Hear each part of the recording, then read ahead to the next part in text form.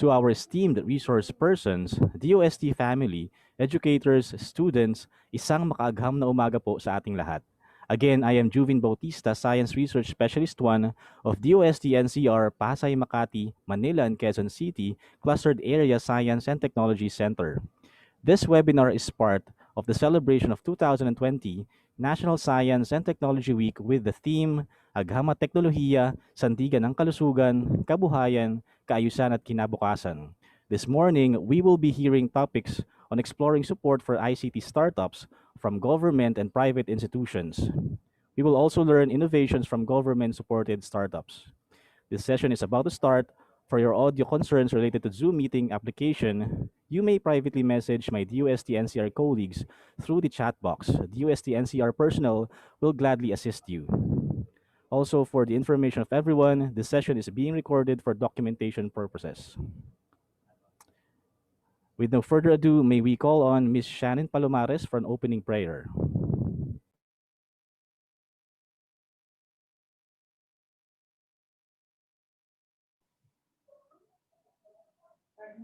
Wag, sandali. Juvin.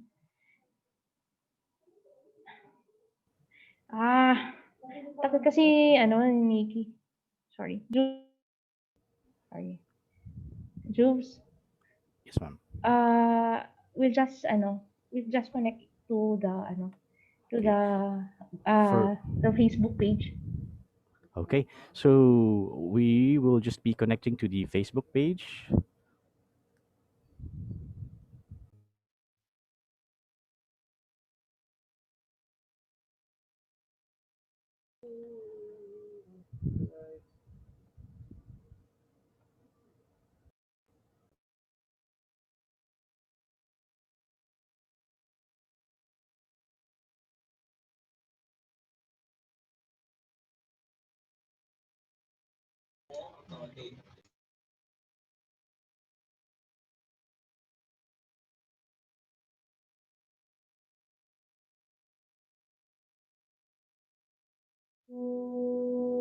Okay, and just to repeat,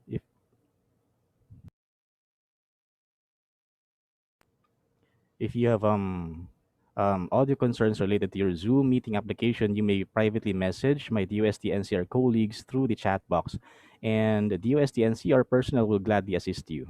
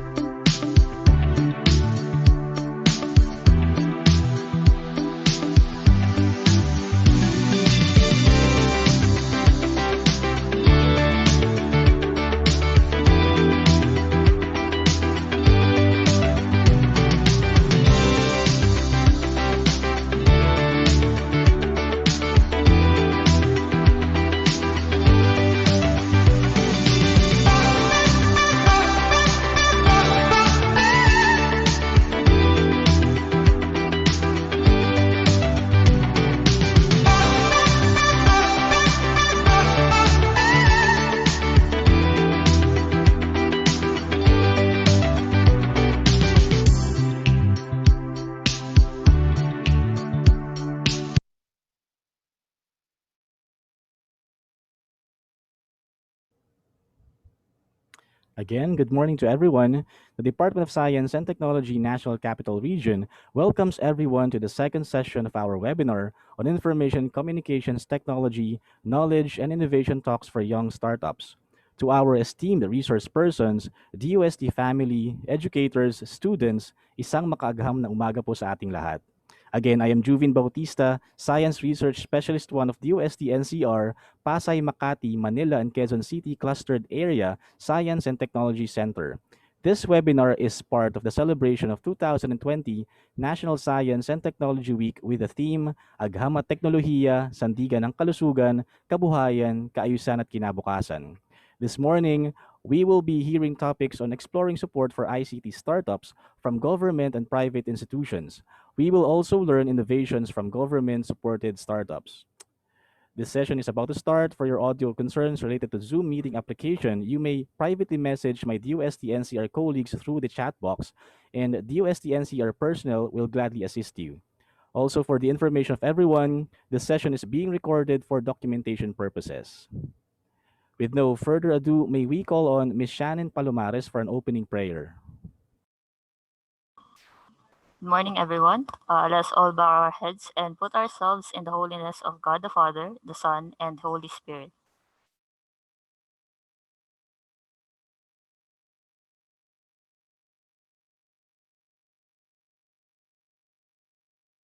Your presence continuously reminds us of your faithfulness and guidance. With this, may we humbly ask you to shower our speakers today of your greatest inspiration so that they may share the most of their knowledge and expertise to their respective topics. May you bless your participants so that they may be absorbed the invaluable knowledge and experiences and put into practice what they may learn today. We pray that you bless all of us so that we may be able to fulfill our tasks responsibly and that the objectives we have set may all be achieved. Your infinite blessing would mean the success of this activity through the enactment of the knowledge acquired through this activity. We ask this in the name of Jesus Christ, our Lord and Savior. Amen. At this point, we would like to acknowledge the presence of our resource speakers, educators, and students from different universities and colleges all over Metro Manila and from other provinces. And to welcome us all, let us hear a message from our DOST NCR Regional Director, Director Josebi Patalinhug III.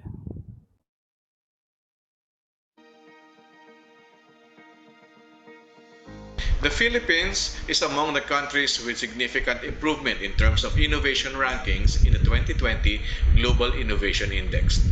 Among the pillars where we excel is for the knowledge, technology, and creative outputs. We recognize that under these are ICT-based sub-pillars which are significant to our innovation ecosystem. Today, let us discuss how information and communication technology contribute to the country's growth and development. We recognize that contemporary issues call for ICT-based solutions that can address multidisciplines on health, education, or disaster, and enterprise development. Our call is for the Filipino ecosystem to capture technology-based solutions that were 100% Filipino-made and developed, some of which are the DWARM and the Rapid Pass technologies, developed to manage and monitor the current pandemic crisis. We also encourage young innovators to venture into establishing technology-based startups, which DOST supports through the Philippine Innovation Startup Act. As young as you are, we believe that your innovative mindset can develop possible solutions to address the country's pressing needs through science and technology. We have invited speakers to inspire you to capture the benefits of ICT-based technologies, not just to improve innovation and competitiveness rankings, but also to improve the quality of life and contribute to the nation's growth and development. We hope for a productive discussions with all of you. Thank you for joining us and good morning.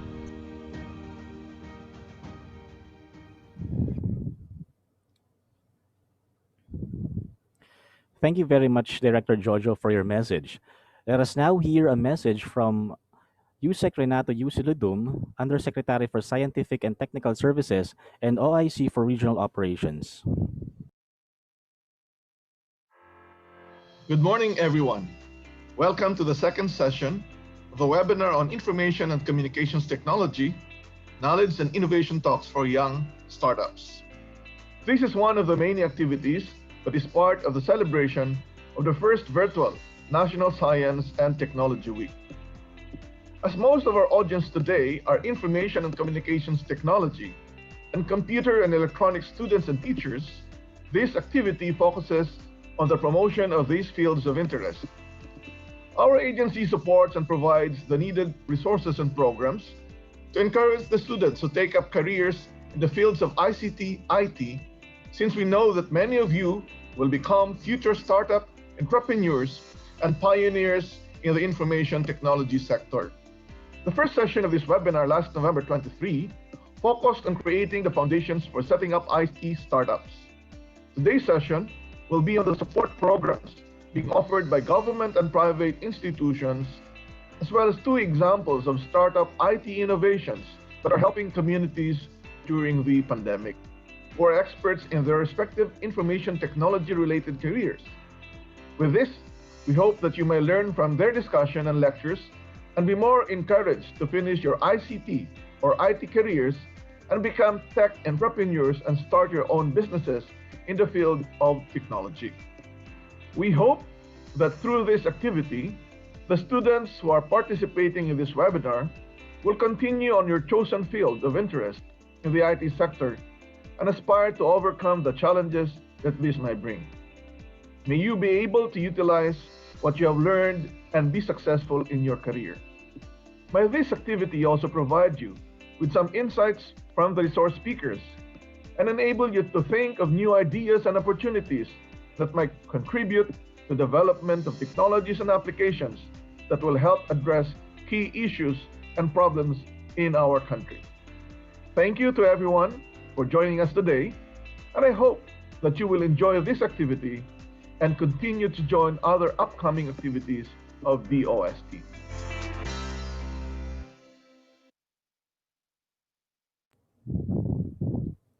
Thank you very much, Undersecretary Renato Usulidum, Undersecretary for Scientific and Technical Services and OIC for Regional Operations.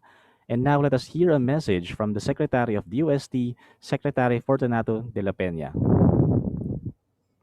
Let me start by greeting everyone a good morning and by welcoming you to the second session of Information and Communications Technology, Knowledge and Innovation Talks for Young Startups. This being a two-day webinar, I speaks to the growing significance of information technology products and services as an industry both here and abroad.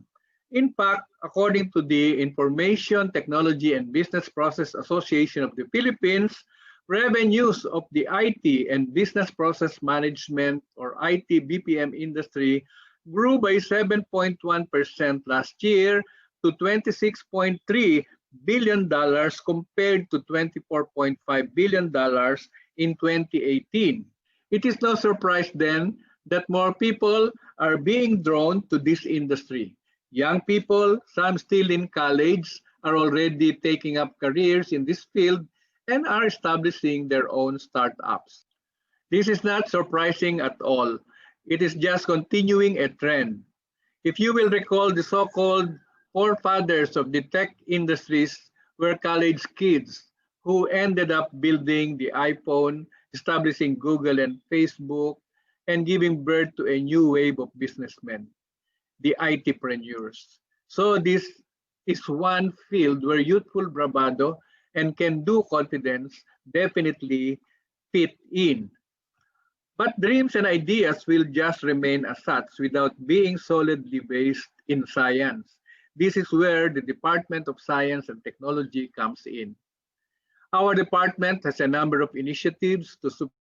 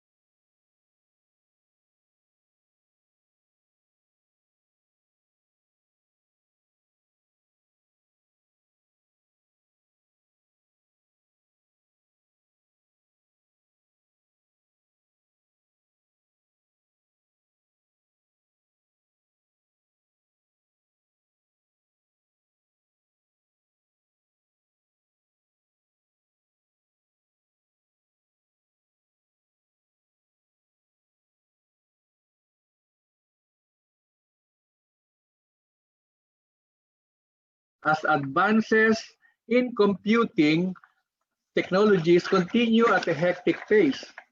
I would just like to remind you that the future not only lies with gaming apps. The IT field is continuously growing in demand in various sectors, including medicine, climate change, climate studies, food production, and many others. Some of the resource speakers today are co-founders and leading innovators in the business of startups and technology hubs. Two of the presentations that you will hear later address concerns related to the pandemic. One is Project DeWarm, which uses artificial intelligence-enabled drones, okay, to perform thermal scanning at checkpoints of some of the major expressway. This is a collaboration between Upscale Innovation Hub with a group of FEU Tech students and, of course, DOST's Philippine Council for Industry, Energy, and Emerging Technologies, R&D, or PSHERD. The other is RapidPass.ph, a system that uses QR codes and control numbers as passes or permits at checkpoints. RapidPass.ph is the government's initiative to fast-track the movement and the access of frontliners and priority vehicles at designated checkpoints during the enhanced community quarantine. These innovations are currently being used for local communities, but are also applicable to foreign settings. So these are just two examples of local technologies with global market possibilities. I hope that as you listen to today's resource speakers, you will also be motivated to take up the challenge of addressing local needs by utilizing what you have learned or will study in the field of IT. May their talks also inspire you to continue in your chosen field of interest in the ICT or IT sector and contribute to the growing need for personnel and business entrepreneurs in this area. Again, thank you for joining us today, and we hope that you continue to participate in our upcoming activities in celebration of the National Science and Technology Week. Mabuhay kayong lahat.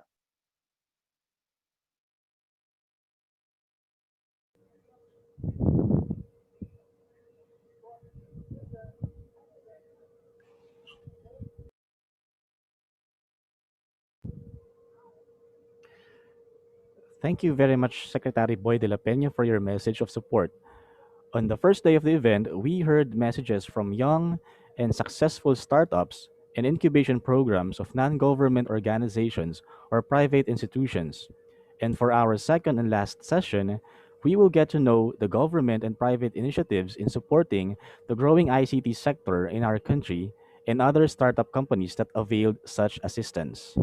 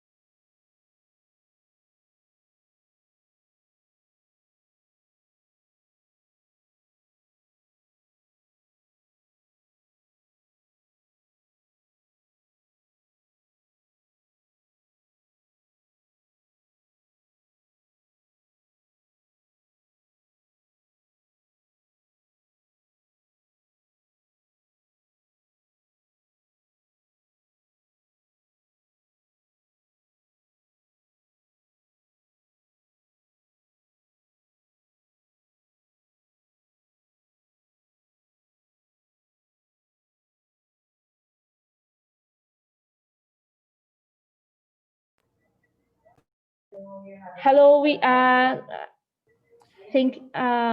apologize for the Juvin, Yes, ma'am. take Yes. it away.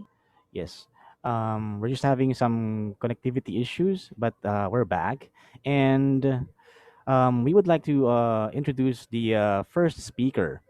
He is one of the technology transfer officers of the Philippine Council for Industry, Energy, and Emerging Technology Research and Development, or PSERD.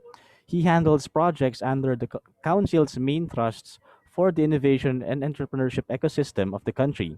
A licensed chemical engineer by profession, Christian joined the Council after working for a multinational manufacturing company and has been with the councils since 2018 to talk about the Philippine Innovation Startup Act, DOST's Technology Incubation Act. Help me welcome Engineer Christian Marie B. Zamora.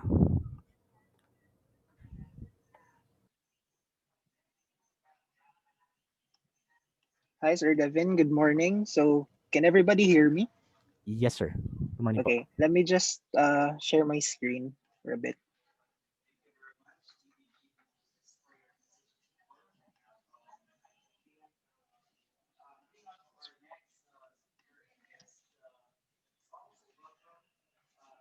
Okay, so good morning, everyone. To DOST Secretary Fortunato de la Peña, USEX Renato Soledum, Undersecretary for Scientific and Technical Services, and OIC for Regional Operations, DOST-NCR Director Jojo Patalinhog, fellow speakers, and to everyone joining us here today, a pleasant morning to all. I will be sharing some of the key points and main provisions for startups under our Innovative Startup Act, or otherwise known as RA 11337, as well as the support programs that PSHERD has for the Philippine startup ecosystem. So first off, who is PSHERD? PSHERD, we are one of the three sectoral planning councils under the Department of Science and Technology. We are one of the main agencies that help in crafting policies, plans, and programs to support the development of the industry through science and technology. As a planning council, we are mandated to provide support for research and development, human resource and institution development, science and technology information dissemination and promotion, policy development and advocacy, as well as support for technology transfer and commercialization. So itong tinatawag nating support for technology transfer, naglalayon itong matulungan ang ating mga scientists and researchers kung maibahagi o magamit ng publiko ang bunga ng kanilang mga research. So the DOST has a wide range of support programs intended for our science, technology, and innovation community. So one such example is the DOST TBI program, or the Technology Business Incubator program, being implemented by PSHERD and our sister council, PICARD. So the DOST TBI program is basically a partnership program for the establishment of TBIs in higher education institutes and state universities and colleges for establishing their own incubation program for funding of initial operations, the salaries, and the equipment needed to put up the facility, and to create the services and network for our young technopreneurs. So some examples of the TBI facilities and services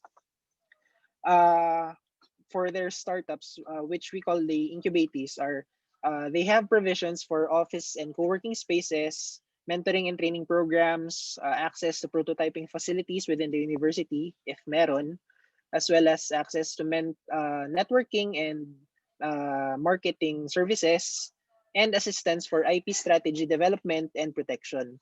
So shown also on this slide are some examples ng ating mga TBI facilities. So these are mostly located in Metro Manila and Calabar Zone. Ito itong nasa pictures. So it's at Miriam College and UP Diliman, and then in DLSU's Animo Labs. So currently, the DOST has 48 TBIs across the country. This is divided into 32 industry-based TBIs being monitored or supported by PSHERD, and 16 agri-based TBIs supported by PICARD. So our TBI network has collectively nurtured more than 600 startups, of which there are already more than 160 full-blown companies.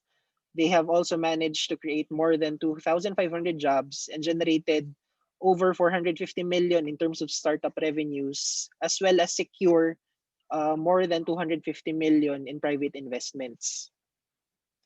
So aside from this TBI program, the council also has an existing tri-agency partnership with the DTI and the DICT, which was formally signed last 2018.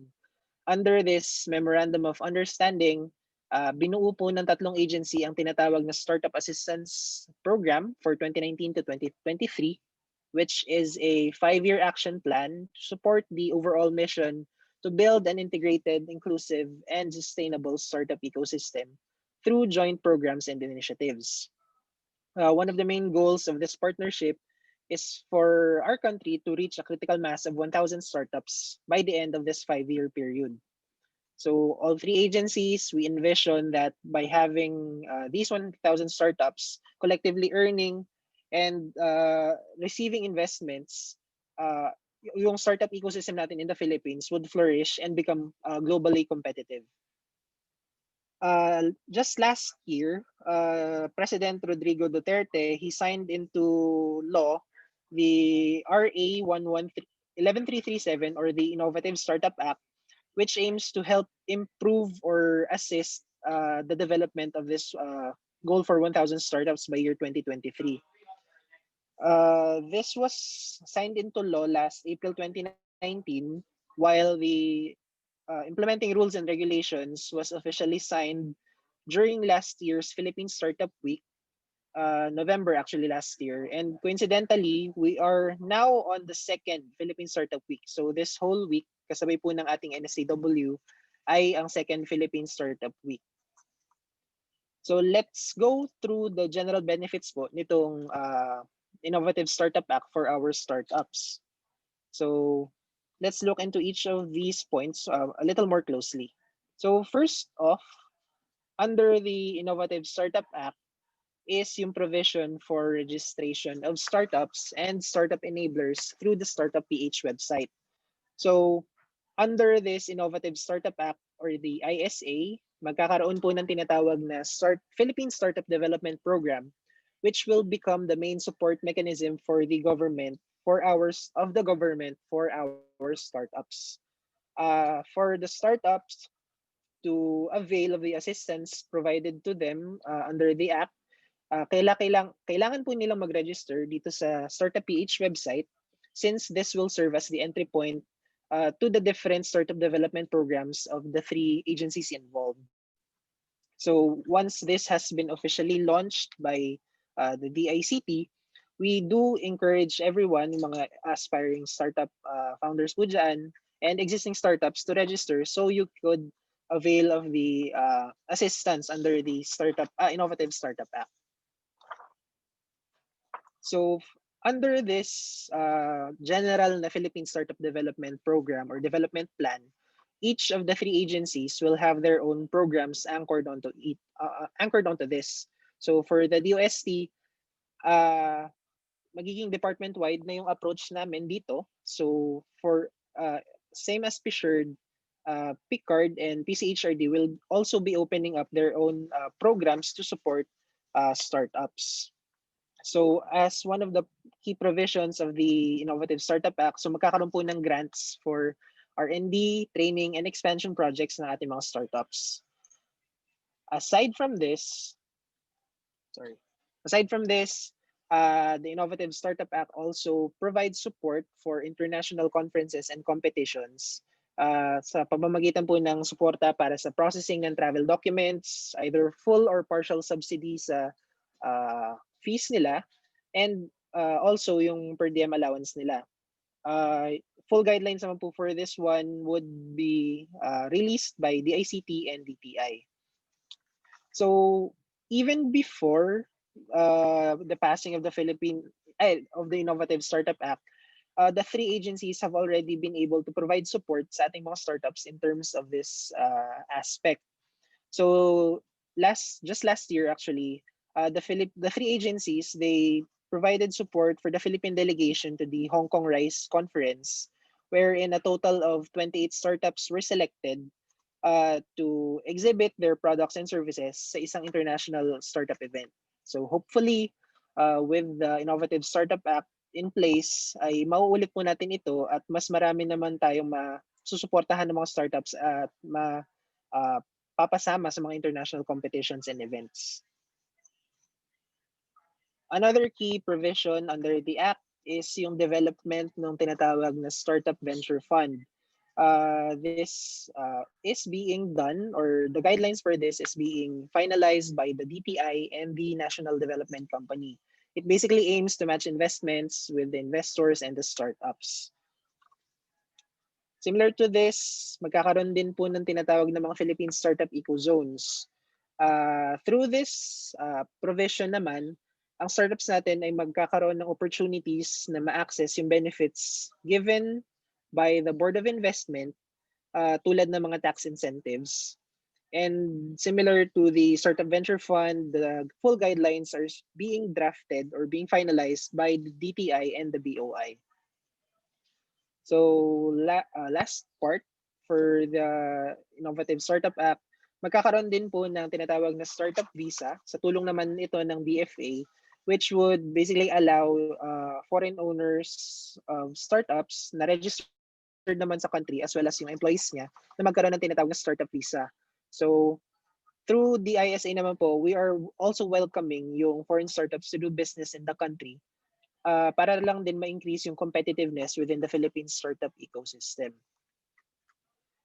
For us in PSHRD, even before the enactment of the Innovative Startup Act, we have already been able to give prior support to the startup ecosystem through our startup grant fund program, which was established to basically overcome R&D roadblocks by means of prototype improvement, feasibility studies, product development, as well as user requirement validation, and to also improve or strengthen yung kanilang intellectual property.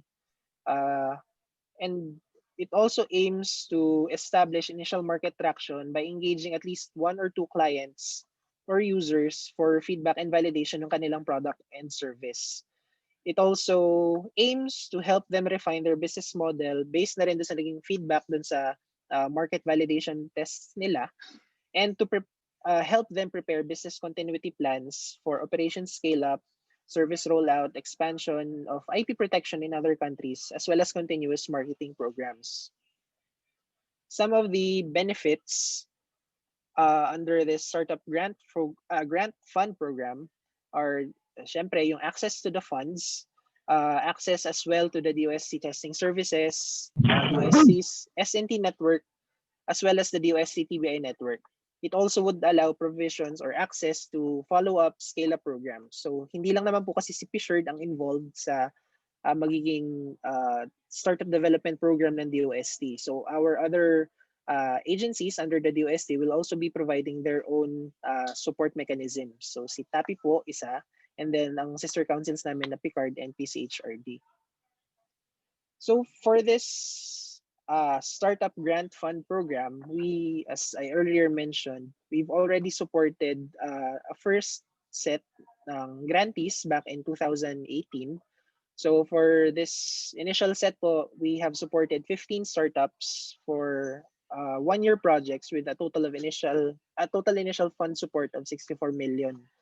So in just 1 year, collectively, this batch has been able to grow their companies. They have created more than 140 jobs, secured more than 45 million in terms of capital investment.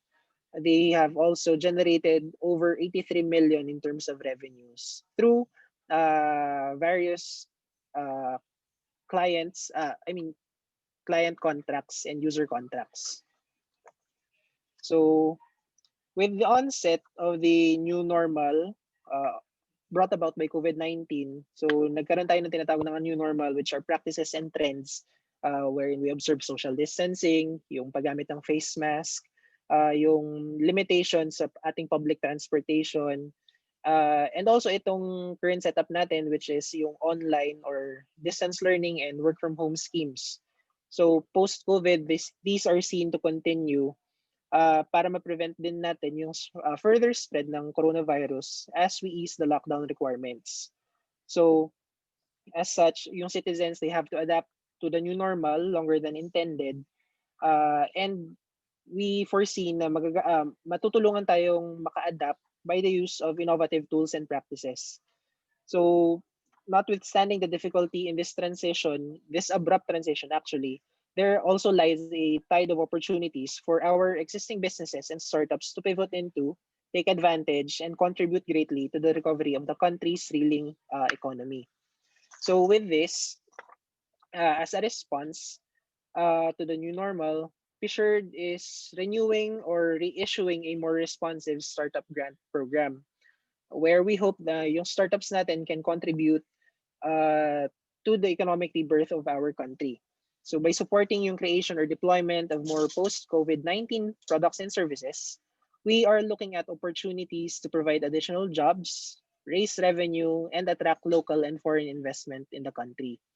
So this startup grant fund program was officially launched last Tuesday during the 4th National Technology Business Incubator Summit, which is part of the celebration of the Philippine Startup Week 2020. So similar to our previous implementation, this program intends to provide a fund mechanism that would support our startups, helping them focus on providing solutions which are relevant to the needs of the people in the current scenario natin.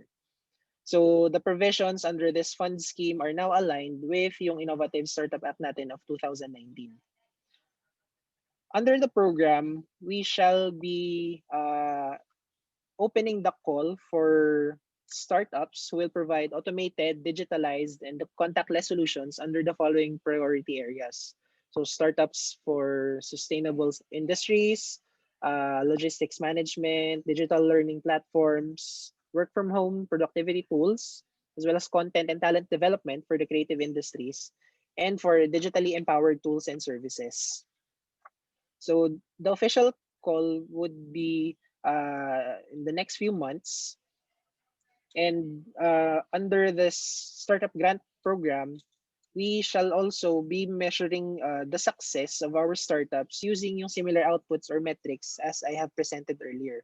So we'll be looking into kung gaano karaming new and innovative products and services ang nagawa ng ating mga startups, how many jobs they've created, how much capital or investment they have managed to raise, ilang clients, users ang kanilang nakuha, as well as how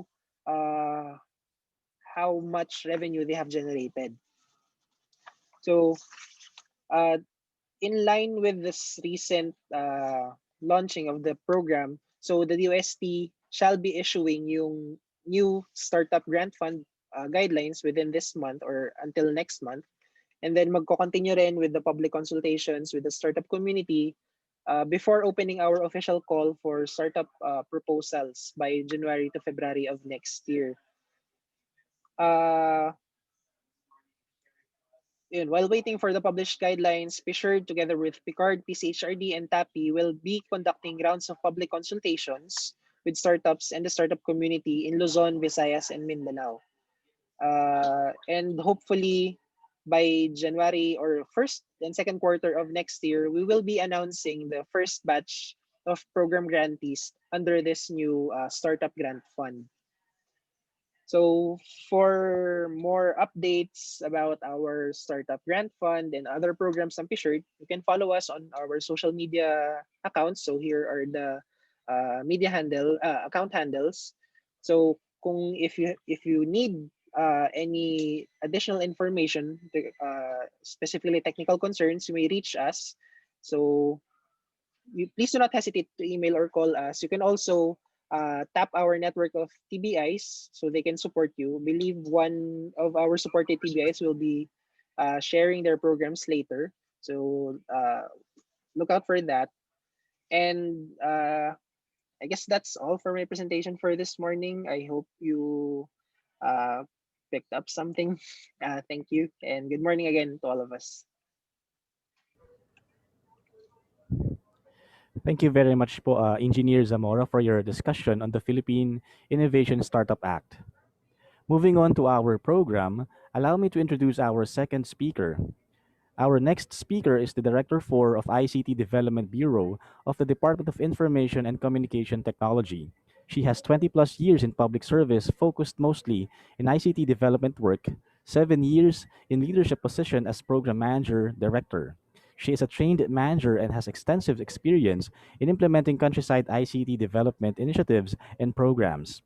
To discuss the DICT Startup Program, let us hear from Director Emilu Delphine, Director 4, Development Bureau of Department of Information and Communication.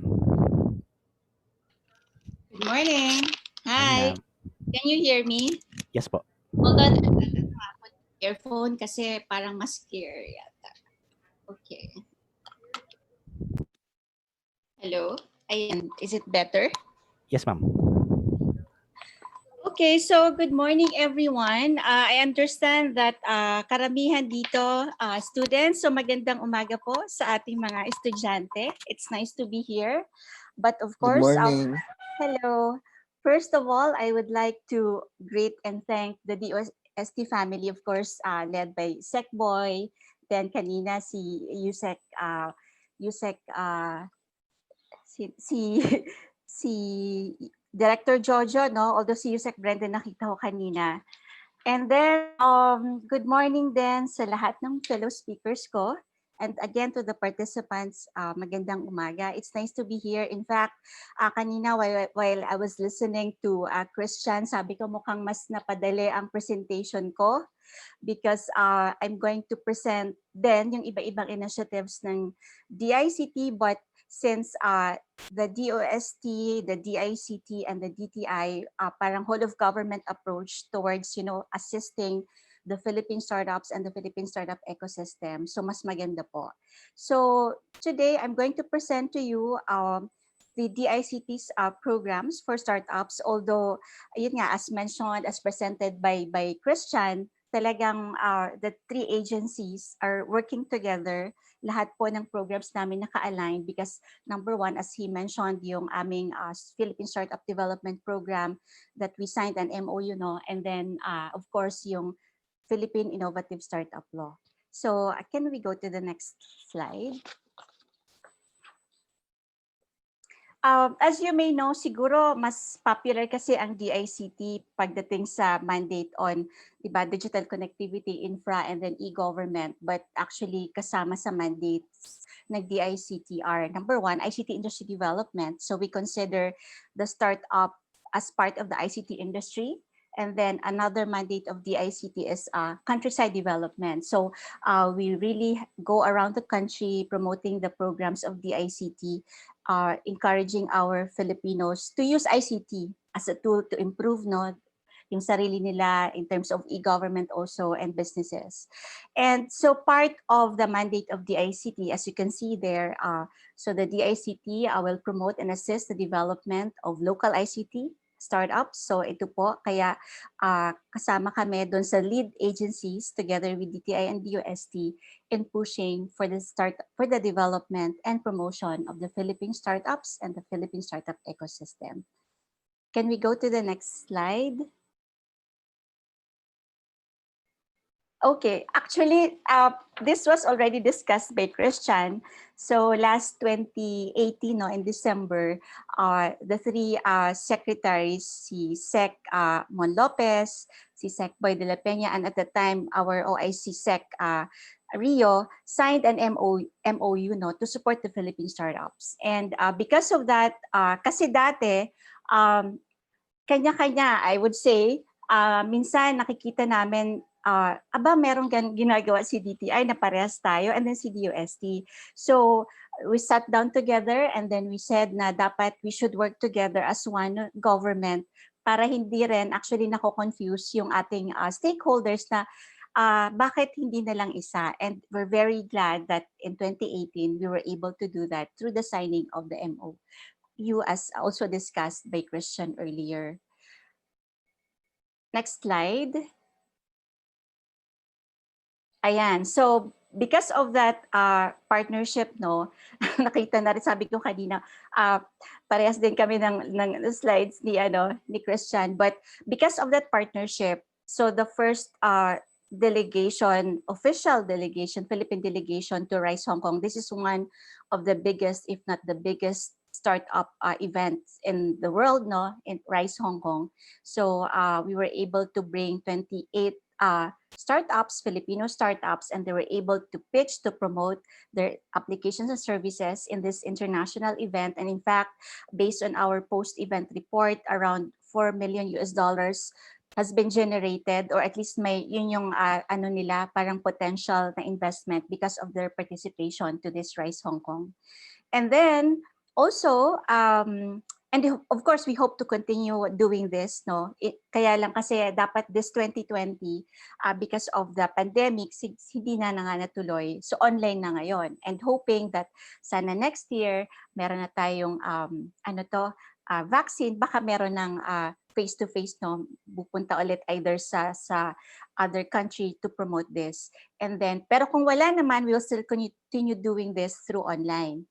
And then the second partnership that we did was the conduct of the first Philippine Startup Week. So ayan po, na-present din yan kanina ni Christian.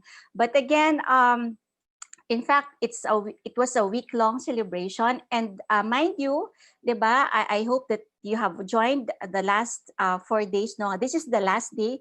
So this is the second Philippine Startup Week this week, although online, no. I'm not sure kung karamihan sa inyo nag-join. So in fact, the first day was the DICT day, that was the Innovation. And then the second day, Tuesday, was the TBI Summit of DOST. And the third day was the Slingshot of DTI and other startup events together with our private sector partners, of course, with Kubo. At today, marami pang events, no, happening because this is the last day, and I hope you can still join after this session, this webinar. Meron pa rin po yun, just have to actually register. So there, this is going to be continuously done, tuloy-tuloy every year. No, it's going to be annual, and we hope that you will really participate because this is really for you. Can we go to the next slide? Ayan. So as mentioned, as presented by kay Christian, mas detailed nga yung kanya, and we're happy that RA 11337 was signed in 2019. And again, the three lead agencies are DICT, DTI, and DOST. So this one, the goal of the three agencies together with the startup community and stakeholders is to be able to foster an environment where innovation will be given, will be provided to all our Filipinos, kung sino man ang interested to participate in the startup ecosystem and the startup community. And then, can we go to the next slide? Okay, so sa DICT naman, although it's a whole of government approach, may kanya-kanya pa ring programs ang DTI, DOST, and DICT. Although, based sa presentation ni Christian kanina pagdating sa participation, for example, to international events, support to the startups, mag-uusap yung tatlo na we should just have one. And then, in fact, yung registration ng startups through our startup website, isa lang din yun. But what I'm going to share with you today specifically will be the programs ng DICT. And but I would like to inform you that DICT kasi kailan lang kami na-create, but even when we're commissioned on ICT, and then we were then ICTO no, under DOST, we've been implementing the startup program for ilang years na ba? Siguro mga at least 10 years already, together with the private sector startup community partners. In fact, part of our initiative at continuously ginagawa namin is we go around the country together with Kubo, with Idea Space, and our startup partners, going around the country conducting yung Lean 101 workshop. Ito yung parang tinuturuan namin. The targets are really the students, the academe, no? Because we always teach them, tell them, of course, kasi karamihan kasi, di ba, the mindset is that tayo, lalo na kami, yung medyo may matatanda na, pinalaki kasi kami ng parents na parang dapat you have to study college, you have to finish college so that you can be employed. after graduation. So that's really the mindset. But with the, with the emerging technologies, with the current trends now, kasi, di ba, pag mag-set up ka ng business, mag-put up ka ng business, you actually need the capitalization, right? Your funding. But with the with the ideas now, 'di ba, ang sinasabi namin sa mga estudyante that they don't need a lot of funding, you just have a crazy idea.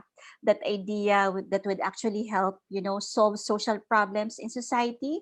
It could be traffic, it could be problems sa agriculture, sa health, etc. As long as you have your crazy idea and you really dream big, no? Yun sinasabi namin. And so through that 101 workshop, parang ang basic information like ano nga ba yung startup? How do you become a startup? How do you develop or create an idea? How do you pitch your idea? So ganon yung ginagawa namin all for the many past years in the different parts of the country.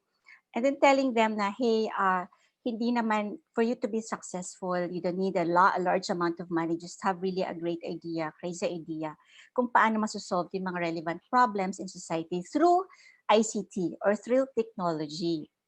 So there, in fact, we've been implementing this annual pitching competition for college students. Siguro some of you have participated or maybe have won, no? We have this, although dahil nga we're changing ngayon yung program. In fact, kung dati ang ano lang support ng DICT was really for the academe, so yung grassroots, etc. The program that we are going to implement now is more of holistic from yung grants nga and other programs. But working with the academe, going around the country, teaching the 101, the basics about startup, working with the grassroots, that will still be part of the DICT's startup programs. And so, yun po, in fact, meron kaming tinatawag na mga startup community builders that have been helping us over the country. Para silang ambassador, telling the students no na, hey, it's okay to dream big, it's okay to fail, but when you fail, you have to rise again and then, improve, learn from your lessons. So ganun ang ginagawa ng DICT with our clustered regional offices. So what I'm going to present to you today is just a very quick background, because what we're going to do is to implement this program starting 2021. So lahat ngayon ito puro conceptualization and planning pa lang, but kaya nga we are going to get in touch with our partners because we have to finalize the program, and by 2021 we want to start the implementation already. Can we go to the next slide, please? Okay, so so we have 4 programs under the Innovative Startups and Acceleration Program. The first one is to promote a culture of innovation through the creation of Innovation Network for Filipino innovators. So as I mentioned earlier, yung partnership, yung mga boot camps, workshops with the academe all over the country, yung mga competition, regional competition, will be under this component. So we will create an Innovation Network of the academe, the startup community builders, so that we can still continuously promote na okay lang na you have the option, either you want to be employed successfully in big companies, or you want to be successful in your own business, in your own startup. So yun po ang gusto naming i-promote sa iba-ibang Filipinos all over the country. Can you go to the next slide? The second component is the establishment of innovation studios. Ito yung co-working spaces. In fact, DICT has a lot of properties all over the country. Ang ini-envision namin is to make use of the spaces na hindi man naman nagagamit para gumawa ng co-working spaces para, of course, we can have this be available for our students, for startups na gustong pumunta, so that you can make use of the connectivity, the facilities, the laptops and all. Just go to the innovation studio. Ito, meron kaming planned actually to pilot this one in Baguio and in Davao and Cebu. Kaya lang because of COVID, kailangan mag-refocus kami, mag-reprioritize because dito muna sa pandemic yung kailangan i-address. But hopefully in the next year or next 2 years, we'll be able to set up innovation studios in different parts of the country. Can you go to the next slide? The third one is the support through the Philippine Startup Grant Fund. So ito, we are mandated through the Startup Innovative Law that the 3 agencies should have their own startup grants fund. So DOST, good that DOST Presured has been doing this. In fact, they have launched their startup grant fund during the Startup Week when they presented that during the TBI Summit. I understand DTI also will have its own grant fund. So DICT will have our own. Pero of course, we will have to align all this. So for example, DICT, inaayos namin, pina-finalize yung aming guidelines for the Startup Grant Fund. So through our regional offices, we'll also come up with the different requirements. Ano ba yung mga qualification requirements for our startup to be able to avail of the grant fund. So yan inaayos namin, and we will of course ask our the startup community stakeholders through public consultation. We'll ask your inputs kung eto ba, okay ba, doable ba to, is it okay with you? So yun yung gagawin namin. And we will finalize that startup grant fund guidelines hoping in the first quarter of next year para ma-roll out ito all over the country. And then the last one, can you go to the next slide, please? Ayan, the development of the Startup Philippines portal. Talagang si DICT has been mandated through the Startup Innovative Law na the DICT will should be able to develop and manage the Startup Philippine portal so that parang isang single information lang lahat ng programs ng DICT, DTI, and DOST will just be in that one portal. In fact, we have already done with the first phase. During the Innovation, our Assistant Secretary, Manika Intake, has actually presented the first phase.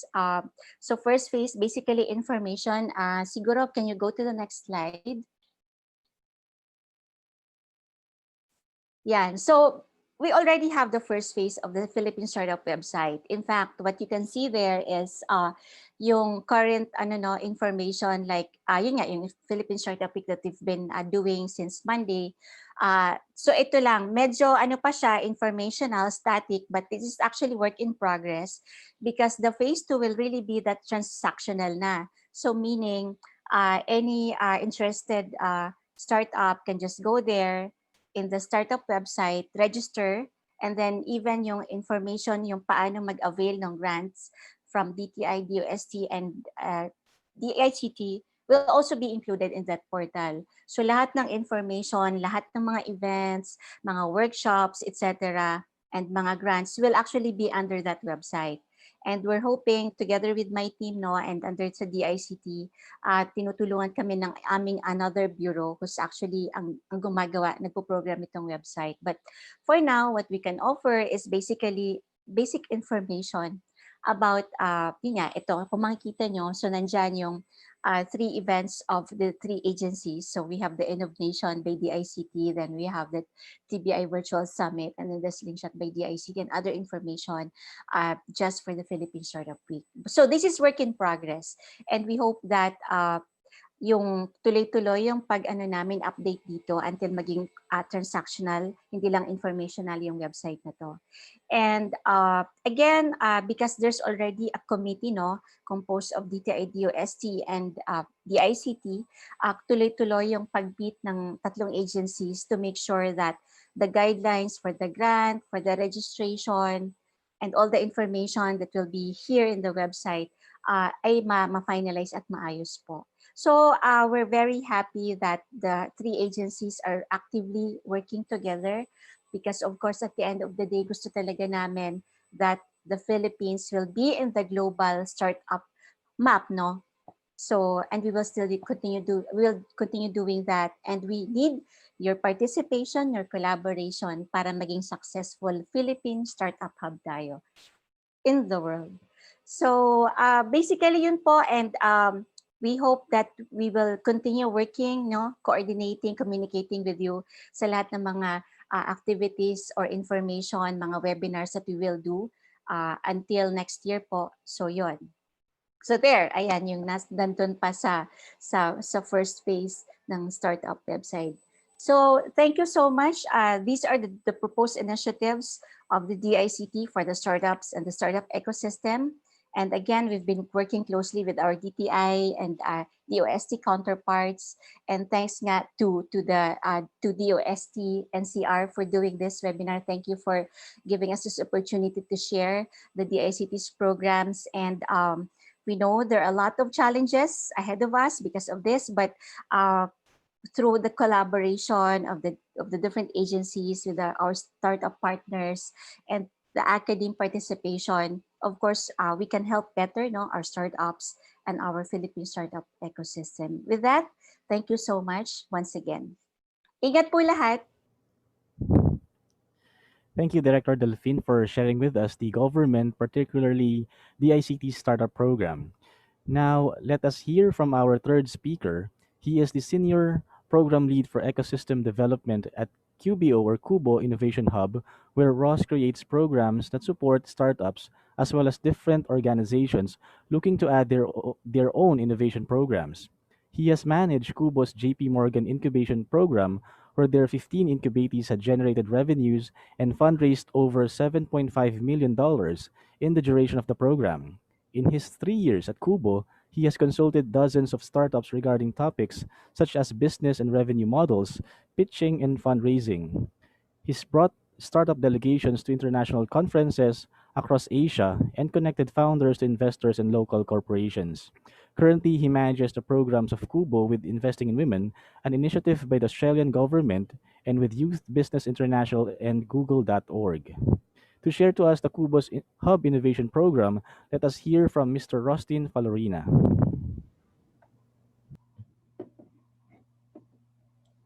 Hello, good morning, everyone. Morning, sir.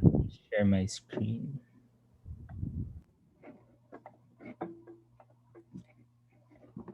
So today I'm going to share about what we do at Kubo and some of our programs. No? But yeah, if you haven't heard of us yet, we're actually Kubo. It's not QBO, it's not Kubo. It's Kubo because of the Bahay Kubo. No? And for us, it represents Bayanihan. And that's what we want to have in our startup ecosystem. So we are the first ever public-private initiative for startup development in the country. So as mentioned by DOSC, we are one of their TBIs. But aside from them, we also work with DTI, JP Morgan, and Idea Space. No? So they are our 4 initial founding members for Kubo. Kubo is stage agnostic, so it means that we help startups from different stages, different industries, and basically these are just some of our partners that we work with. So we have over, I think, 200 partners already. And basically we have partners from different countries, different incubators, different accelerators, as well as corporates that help provide our startups with different consultations. So for Kubo, we have 3 main core actions. So first is to grow the startup community, then develop the Philippine startups, and last would be to collaborate with the ecosystem. So in terms of growing the startup community, we do have a lot of different grassroots programs, such as roadshows, which is when we go to different cities and different provinces and teach students what startups are. We do a series of workshops there. I can talk about more of that later. We also do our Kulitan, which is our usually networking events. We used to hold it in our co-working space in Kubo, but since the start of the pandemic, we moved everything online. So if you're interested in watching our sessions, we do it almost every other Tuesday, and we stream it on our Facebook page, Kubo Philippines. Aside from that, we also have our basics class, which is our Startup 101 class, which we do once a month. And usually for this one, we have a lot of students and a lot of entrepreneurs join the sessions. For our basics classes, we usually teach the participants how to start a startup, what are the tools that you can use in building your own startup, and then what are the different support and different programs available for you guys. Aside from that, we also have our bootcamp program. So our bootcamp program is basically a 5-week program where we help early stage startups in validating their market. So a lot of the teams that join our bootcamp program are composed of students who have an idea and have a have an idea in building their own startups. No? So we actually just finished one last month with in partnership with the U.S. Embassy, but we are planning to do more of these next year. No? So keep an eye for this. Next would be develop. So develop means we want to develop the startups in the Philippines. No, so currently in Kubo we have around 400 startups, 400 plus startups in the community. No, and if you're a startup, you can just sign up, and then we do like a quick 1 hour interview with you guys to learn more about your companies and figure out how we can help you guys out. And then after that, you can access all our services for free. No, so our services comprise of like consultations different with our different partners. No, so we have topics such as legal, accounting, tax, design and branding, digital marketing, for the consultation. So these are like one-on-one meetings with mentors.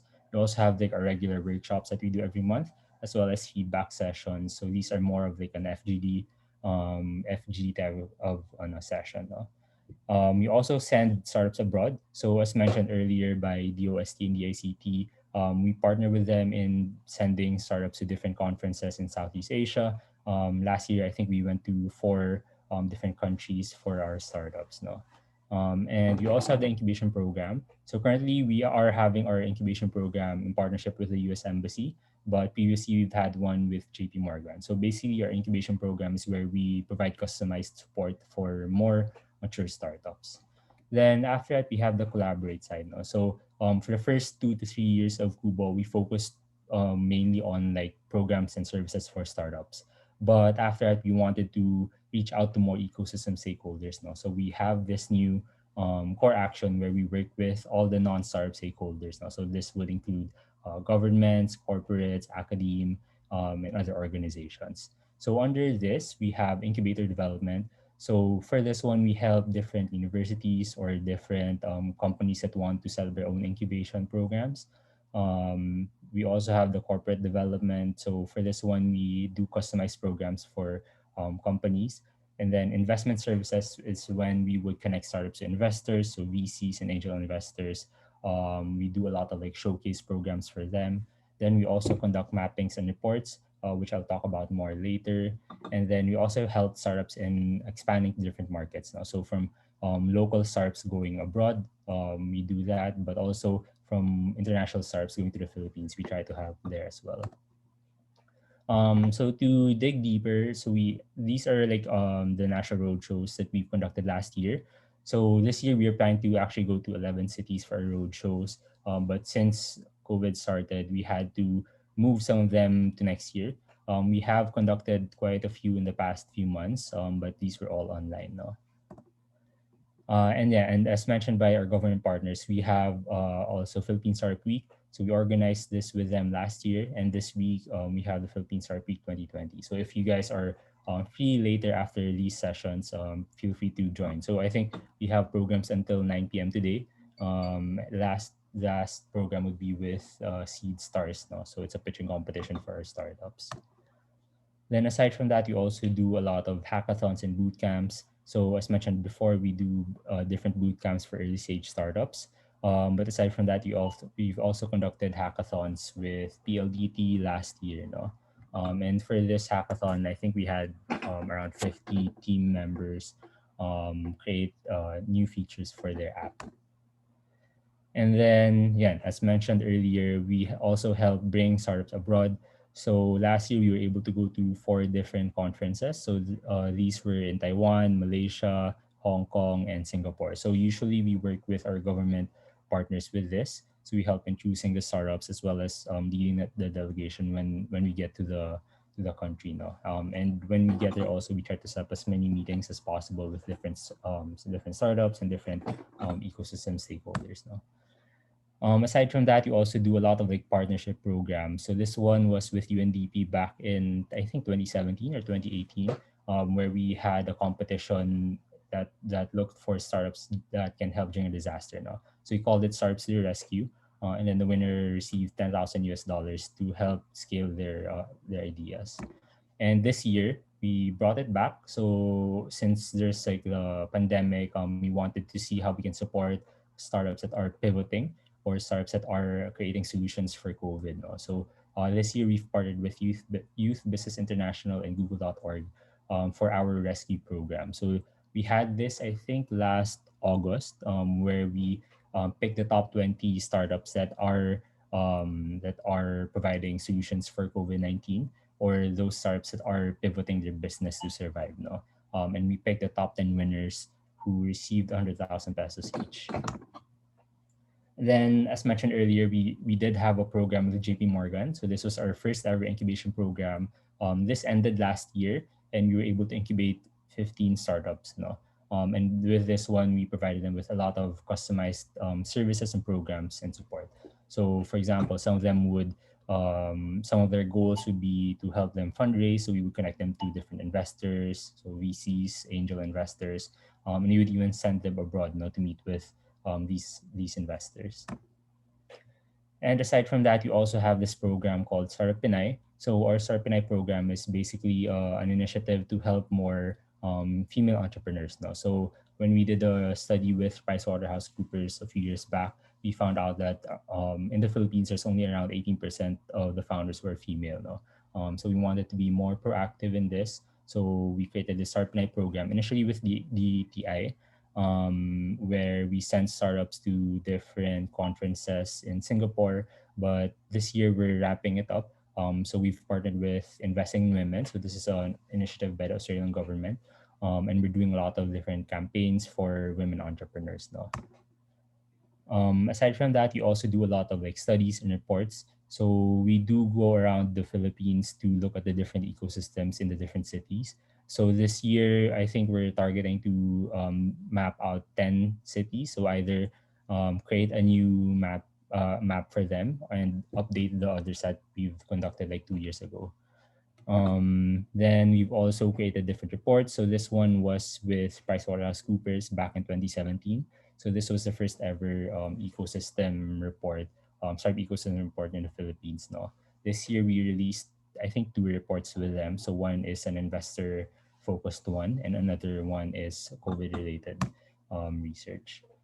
And then this is our program with DOST. So as mentioned by Christian earlier, we are one of their TBIs. And we have this program with them called the DOST TBI 4.0 program, where we're helping their initial 12 TBIs in the country now, so in building capacity. So initially we did some research and figured out how we can how we can help the startups, how we can help the TBIs. So we created a framework to figure out their scores from 1 to 5 and see where what components the TBIs need help with. And this year we're providing them with different programs. And basically these are just some of our numbers for Kubo. So over the past, I think 4 years already, we've had over 50,000 participants, 7,000 members, deployed over 167 million pesos in assistance to our startups, 420 plus startups in the community, and over 500 programs conducted. So we usually have around 2 to 3 programs every week. Some of them for startup founders only, but we also have programs that are open to everyone. And some of our mentors that we work with. So we do work with all the best startup founders, mentors in the Philippines, but you also reach out to different people abroad. So especially since now it's easier to do online sessions, so we would reach out to our partners from from different incubators and accelerators abroad also. So that's basically it. All we want to do is really just help Filipino startups in changing the world. And if you guys are interested in any of our programs, you can just check it out on our Facebook, so kubo.com.ph. And you can also, our website pala. And you can also follow us on Facebook, Kubo Philippines, for all our updates. And we have a lot of events that we stream there as well, so you can get updated there. That should be it. Thanks, everyone. Thank you very much, Mr. Ross, for showing us what Kubo can do to our aspiring startups. Moving on to our next speaker. So, from exploring support to our ICT startups, let us now hear talks from government supported startups, starting from co founder of DWorm Technologies. She is a co founder and chief financial officer of DWorm Technologies. Among her personal projects are Project DWorm, modular autonomous swarm of drones for search and rescue, agriculture and industrial applications, digital incubator using Arduino, security alarm for mobile, power cable for drone speed controller, and battery and drone waypoint navigation. She is a graduate of Bachelor of Science in Electronics Engineering from Far Eastern University Institute of Technology. To tell us what Project DWORM is all about, let us hear from the co-founder of DWORM Technologies, Ms. Kay Esguerra. Hi, good morning po. Morning, ma'am. Are you seeing my screen na po ba? Sorry. Yes po. Okay. Okay. Hi, good morning everyone. I'm Case Guerra of Dwarm. So magto-talk po ako about what is Dwarm exactly. First, let me teka lang po. I'm not familiar with Zoom, sorry. Okay. Okay. Bakit ayaw niya? Yan. Okay. So basically, Dwarm is a startup that focuses on manufacturing the drones and other electronics devices. This was our project study first po before pa siya maging startup. As you can see po on the slide, ito po yung tinatawag naming the prototype that is supported by the DOST Fishered. And on the right side, this is the Dwarm team. Okay. Dun sa pinakababa, this is one is yung kapag nakikita natin yung thermal heat ng isang tao. So, as our project study, Dwarm is used for search and rescue po talaga. Yun yung plan na, yun yung idea namin on how we can use the drone. The drone will fly over the rubble to detect the heat signature of humans under it. Then, after po nung si Dwarm, meron siyang mga features. The feature are its swarm technology, the artificial neural network. It has a GSM technology for the communication, ultrasonic sensing for its obstacle avoidance, the thermal scanning, and the GPS tracking. For the thermal scanning, that we will be talking later, yung sa COVID-19 naman po na initiative na ginawa din namin. Okay. For search and rescue, medical kits, basic relief goods, and survivor detection, yun po yung pinaka-main na purpose ni Dwarm. To detect if may survivor pa ba underneath the rubble. For example, kasi di ba po, kagaya recently dun sa Cagayan and sa Marikina. Yun yung possible maging application niya. For example, magkaroon ng calamity. Instead of ilang hours pa before ma-rescue yung mga tao, meron tayong makapag-detect na dito may tao din tsaka siya mapupuntahan agad. Yung hindi na kailangan pa po natin pupunta dito, wala naman ditong survivor. In short, yung hours na kailangan talaga sobrang importante sa Project Dwarm. Okay. And to give you some insights naman po on the government and the other institutions that supported Dwarm throughout the journey hanggang ngayon. One is yung first grant that we receive is from the Fishered. We apply for the grant because one of our advisor po told us that that idea is talagang malaking tulong. And we also think of that kasi Yolanda is our parang naging inspiration namin dahil talagang devastating po yung bagyong dumating na yun sa Philippines. Then we applied for a research grant and we're blessed to be granted ng DOST. Then we use the funding po for the prototype making. They help us find a manufacturer hanggang sa yun naggawa naman na po namin siya. And as of now, continuous pa din po kami na de-develop namin si Dwarm, yung drone. And we also put into account na hindi lang siya sa search and rescue possible mai-apply. Kasi parang we're not limiting ourselves po na as a student or as a previous student, we are not limiting ourselves na dito lang tayo sa search and rescue. Kasi alam natin na our country needs more, 'di ba? Na hindi lang tayo pwedeng yung okay, meron sa ibang bansa, bilhin na lang natin ganun. Kasi parang we can develop our own we have a lot of we have skills. If we have skills, we have idea. Why not make it into a reality? Ganun po eh.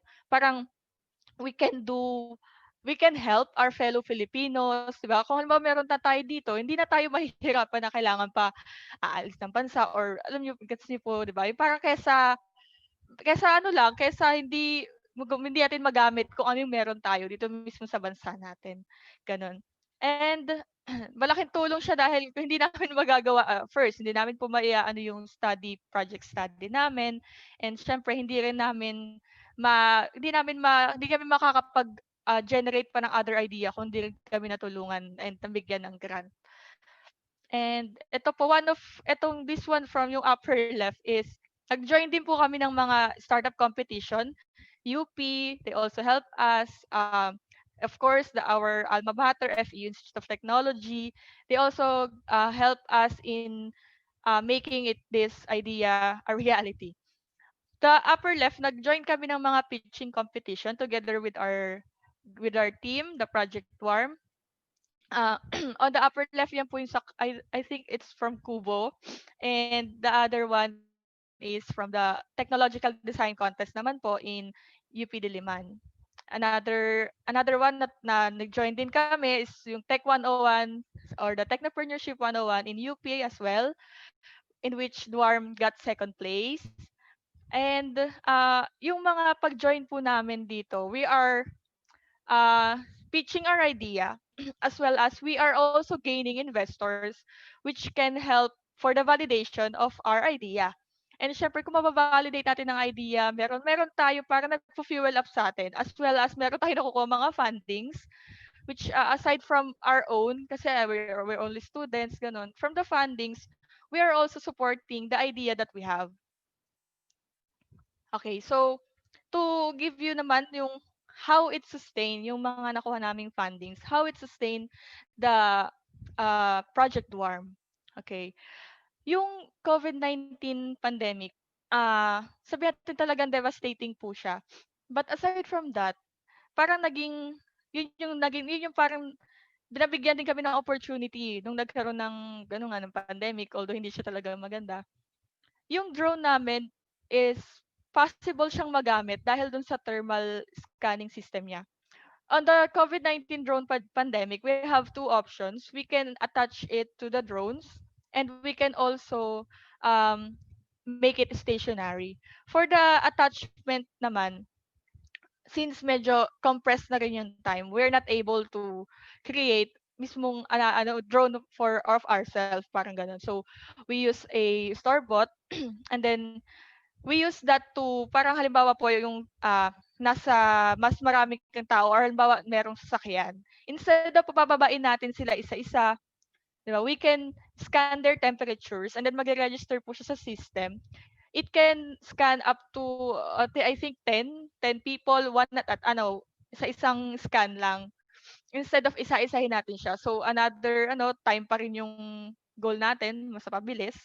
Then for the stationary, ganun din, sabay-sabay. Then kung sino lang po yung alarm, mag-red, tsaka siya lang po yung i-isolate natin to check kung kung bakit ganun yung temperature niya, ganun.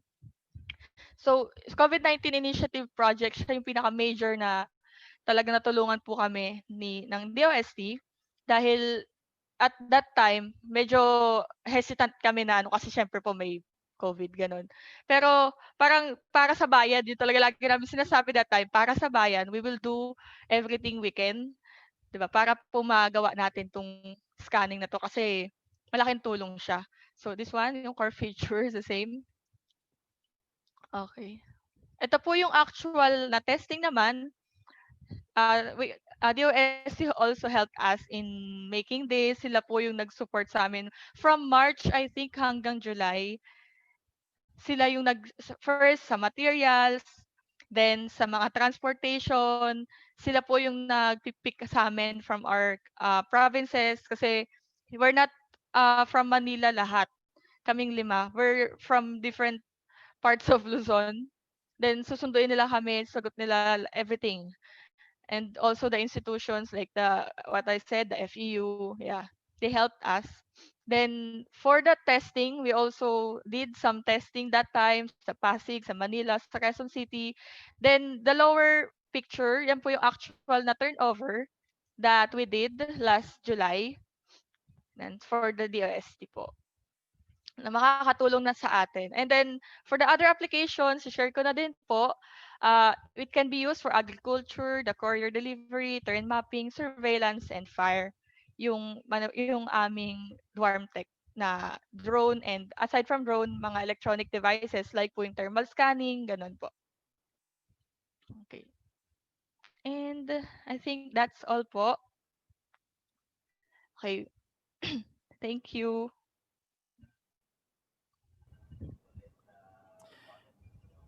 Thank you very much po, Ms. Kay Esguerra, for showing Yes us po. the Deworm project as one of the COVID-19 initiative project.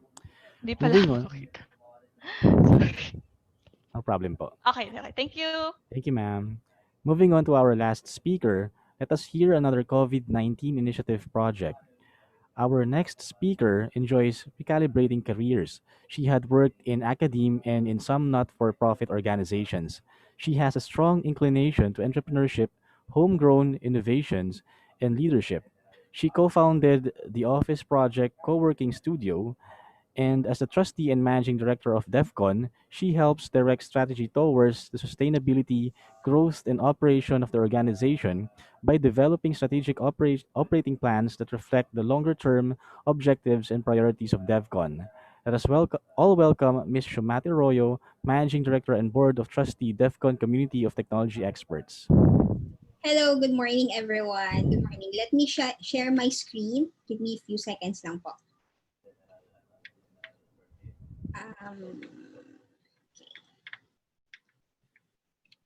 Okay, so hopefully everyone's seeing my screen now. So good morning, I'm Shumate Royo from DevCon Philippines. And first, I would like to say thank you for inviting us, DOST, to become part of your activity in celebration of the National Science and Technology Week. So it's been a privilege, it's been an honor for us to partner with government agencies in the past months. And we've seen a lot of kumbaga, advantages, and it's a good way as well for a non-profit organizations like DevCon to be partner with agencies. Okay, so what I'll be sharing with you today, aside from sharing to you about DevCon as a non-profit organization, but as well as the programs we did during the COVID-19 pandemic. So the DCTX story, allow me to share it to you and how we were able to assemble an army of geeks amid the pandemic. Okay. DevCon or Developers Connect has been existing for almost a decade po. We've been incorporated since 2009, based in Cebu, but we transferred here in Manila already. It's been our mandate and it's been our vision to promote Filipino IT global competence. So we're actually the largest community of developers that aims to promote collaborative growth and global competence of Filipino developers in the academe and IT industry. We provide unique venues for everyone to sync, support, and succeed. So we do that by creating workshops, trainings, code camp. We do campus roadshows. So I've seen some of our participants here na mga estudyante. Yung ibang school ninyo, yung ibang mga schools here, actually we visited them. We've been into TIT Manila, we've been to FEU before, suki na kami ng FEU Tech. So some schools with courses in IT, we've been invited for the Campus DevCon. And then we also conduct workshops and trainings for code camps for professionals naman. That is our goal, to help professionals, somehow help them in terms of leveling up in their skill set. So aside from that, we also have programs like DevCon Kids, in which we support scholars from high school or in the level junior and senior high school, wherein there are a couple of yeah. So currently we're actually having a series of code camps for kids under the program of DevCon Kids. And then aside from that, we also been doing a lot of hackathons and innovation challenges. We just recently ended our hackathons together in partnership with BIR in terms of creating seamless transactions for the BIR services. So we're on the phase 2 of the program, wherein we will be helping develop the API of BIR. So quite surprisingly, since DevCon is a nonprofit, but we also able to become a beneficiary of the OST's generosity and support, and we're grateful for that. Kasi kanina, it's been mentioned, they're supporting startups alone, not alone rather, but they're supporting startups in different areas as well. But they also extend their support to nonprofit like us, and with that we're grateful. And that's where the OST help us is when we launched the program DCTX. DCTX is actually DevCon Community of Technology Experts. By the numbers, we kick off the team, or we launched the team March 16, because March 15, kung maalala ninyo, that's the time that entire country was put into lockdown because of the pandemic. That March 15, we had a meeting with Winston. Winston is the founder of DevCon, and he's actually a serial entrepreneur, a venture capitalist as well, and an engineer, very geek. And if I'm not mistaken, isa siya sa mga scholars before of the OST, or they have a lot of partnership with the OST as well. So we decided to call out for volunteers March 15, and then March 16, nagkaroon kami na first online meeting. And surprisingly, di ba ang Zoom can only accommodate 100 people in one meeting. And yung mga nag-organize kami, hindi kami makapasok in Zoom account kasi nag-overflow kami. So, ganun ka-excited yung mga developers nating Filipino to become part of something, of a project na actually hindi pa nila alam exactly what we're gonna do. We just call them out and ask them, in our social media page in DevCon na developers, were calling out developers, marketers, creatives, anyone who would like to help in developing a contact tracing platform. Initially, yun yung project namin, which actually trace COVID PH. But because of a lot of changes, and there are kumbaga may mga demand, or may mas need na project to come up with, that's where Rapid Pass was created or conceptualized. So we were able to gather 1,000 volunteers, and from March, April, May, we were able to come up with 4 projects and was able to build 46 teams across the country. It's not only Manila na developers po yung nag-join sa amin. And it's a mix of senior developer, intermediate, and then newbie, and then students. And it's not only geeks alone, but meron kami mga creatives who also help out. So it's a mix of different talents, pero with one common goal, which is to come up and help find the project or solutions that could help during the pandemic time. So what 4 projects that we have, Rapid Pass, of course, that's the focus of my discussion for today. Trace COVID, Flag Express, and then the Relief Agad. All projects of DevCon are open source projects. So it's all individual contributors licensed under Apache Software Foundation license also. Okay. So some of our partners, one of the biggest partners as well in terms of technology provider po namin is Microsoft, who were in our back end was built. All projects that we have are built in Microsoft Azure. Of course, our partners and strategic sponsors, without DOST, DIC, and all the major contributing sponsors and community partners, the projects will never be complete. And since day one, it's DOST talaga po who really help us out. And we're really grateful. And their help is actually not just providing support, but even on field. Mamaya I'll show you some in one of our slides how DOST really help us out to make this project successful as well. So Rapid Pass, just to give you a quick idea of the project one that we built, it's an express pass and verification experience starting with frontliners and priority vehicles at designated checkpoints. Since there's lockdown, hindi lahat nakakalabas within the NCR. Rapid Pass is was only used for the entire NCR. So we were able to identify, if I'm not mistaken, around 171 checkpoint na merong Rapid Pass QR scanner para anyone who would just pass through mabaverify po ng mga taga-PNP. So how does Rapid Pass works? 4 easy steps. So imagine guys, imagine mga students, this project is built by different developers, different skill sets and level, and everything was done online. Our Slack channel, yung peak ng discussion namin para kaming 24/7 on call, and I really applaud and commend the developers who really put their heart and hard work in this project kasi hindi lang naman ito yung project nila, just to clarify. Meron silang mga day job that they're trying to save. Remember, during the lockdown, maraming nawalan ng work. During that lockdown, they have to even think anong gagawin nila in the coming months on how they can survive. Pero it's yun, kahit na minsan super dami na naming request and demand. Kasi when you're building a project or when you're building a technology solutions for something na kailangan mong i-execute agad, parang hindi sila nagrereklamo talaga, in short. And kasi they understand that there's a mission that they have to complete. And with that, it's something that's really, really nice kasi yung collaboration among the teams is super, super dynamic as well. So 4 steps on how the rapid pass works: you apply, you get approved, you print or save it through your mobile phone, and then you can pass through sa mga checkpoints.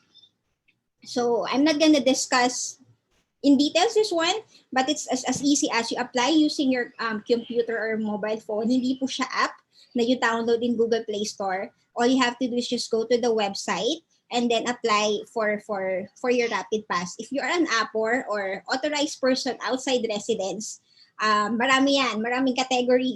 Nakabisado na, joke nga namin sa mga developers namin. Pag nagpa-exam ng appor type code, baka kami yung kami yung top 1 kasi sa sobrang dami ng appor type and sobrang collaboration with different agencies in the Philippines.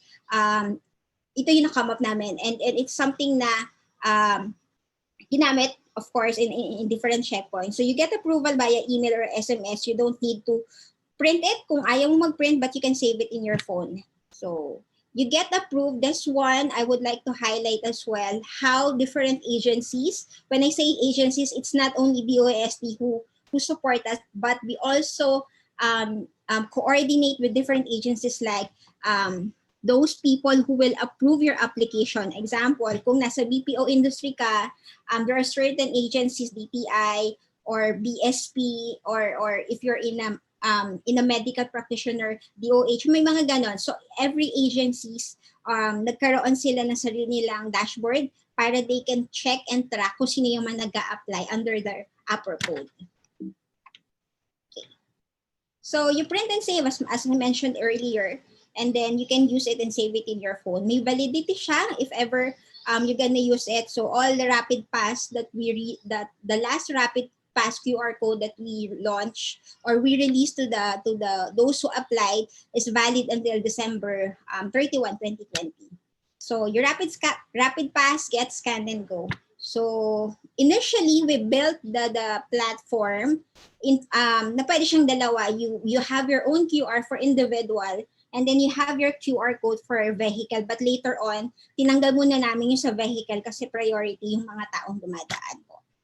So what makes Rapid Pass QR code different from the rest of the QR codes that's na nasa market?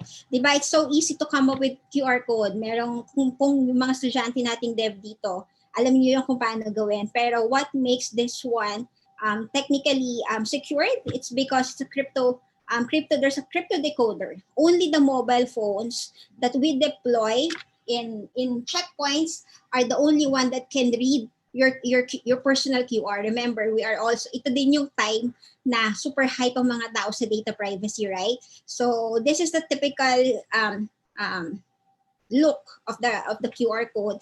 So the watermark image is still under development, but the other details there, your name, permitted destinations, and even the validity period and the upper type na under ka, nandun din siya. So when the PNP officers also, so mentioning PNP, we also had the opportunity to coordinate and collaborate and work with PNP officers kasi sila po naman yung nag-handle ng mobile phone sa bawat checkpoint. So imagine couple of volunteers who really went out on the field to train some of the PNP officers on how to use the technology as well. So going back to the features of the QR code that we have, so no one can read it.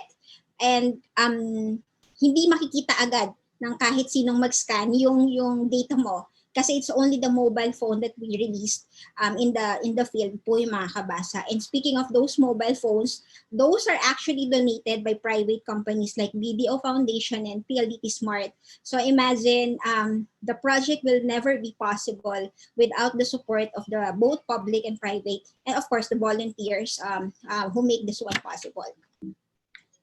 Next, so where are we at now? Where are we right now? As of November, current date po natin, the version that we released in current version 2, donated to the ICT for the system, because since this is an open source, we allow the ICT to execute just a deed of donation that they can, since it's open source nga, they can use, modify the system para magamit pa rin po nila tuloy-tuloy. So most of the phones that we have right now are donated to DOST as well. So there are couple of applications, 700,000 applications, QR passes released, 530,000.